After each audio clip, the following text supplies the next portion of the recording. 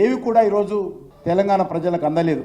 ఇచ్చినటువంటి మాట మీద నిలబడకుండా అధికారంలోకి వచ్చిన తర్వాత ప్రజలకు వెన్నుపోటు పొడుస్తున్నటువంటి అనేక రకాల సంఘటనలను, విచిత్రం ఏంటంటే ప్రజా వ్యతిరేక విధానాలను ప్రశ్నిస్తే ఈరోజు అక్రమ కేసులు పెడతా ఉన్నారు, అరెస్టులు చేస్తా ఉన్నారు, లాఠీచార్జీలు చేస్తా ఉన్నారు. 10 సంవత్సరాల బీఆర్ఎస్ పాలన, 1 సంవత్సర కాంగ్రెస్ పాలన ఏ మాత్రం తేడా లేదని ఈరోజు స్పష్టంగా చెప్పగలుగుతున్నాం. ఏవి కూడా ఈరోజు తెలంగాణ ప్రజలకు అందలేదు. ఇచ్చినటువంటి మాట మీద నిలబడకుండా అధికారంలోకి వచ్చిన తర్వాత ప్రజలకు వెన్నుపోటు పొడుస్తున్నటువంటి అనేక రకాల సంఘటనలను, విచిత్రం ఏంటంటే ప్రజా వ్యతిరేక విధానాలను ప్రశ్నిస్తే ఈరోజు అక్రమ కేసులు పెడతా ఉన్నారు, అరెస్టులు చేస్తా ఉన్నారు, లాఠీచార్జీలు చేస్తా ఉన్నారు.